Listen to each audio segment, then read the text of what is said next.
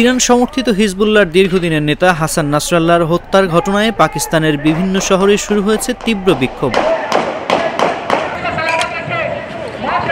ইসরায়েলের বিমান হামলায় নিহত হওয়ার বিষয়টি নিশ্চিত হওয়ার পর পাকিস্তানের রাজধানী ইসলামাবাদ এবং দক্ষিণের বন্দর শহর করাচিতে হাজার হাজার মানুষ শোক প্রকাশ ও প্রতিবাদ করতে রাস্তায় নেমেছেন।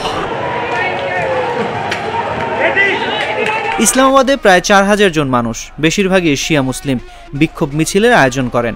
বিক্ষোভকারীরা ইসরায়েলের বিরুদ্ধে স্লোগান দিচ্ছেন এবং নাসরাল্লাহর প্রতি সম্মান জানাচ্ছেন।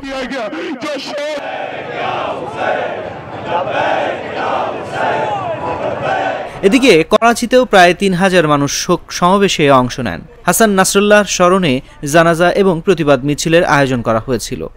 অনেকেই তার ছবি নিয়ে এসেছিলেন, যা প্রমাণ করে যে নাসরাল্লাহ শুধু লেবাননের জন্যই নয়, বরং মুসলিম বিশ্বের অনেক অংশের জন্যই প্রতীক হয়ে দাঁড়িয়েছিলেন।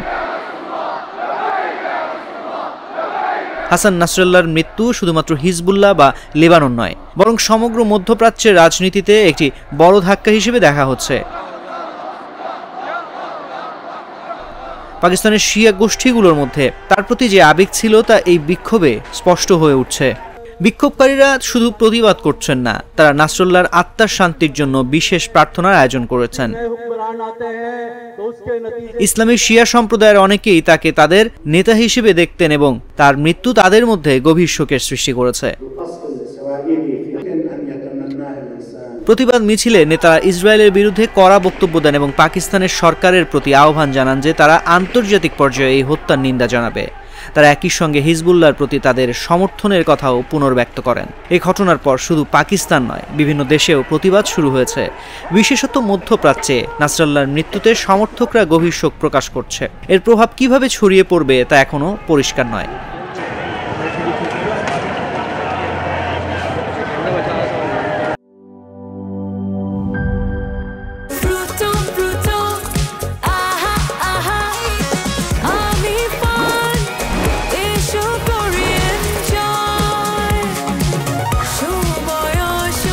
প্রাণ ফ্রুটো, সময় অসময় ফ্রুটোময়।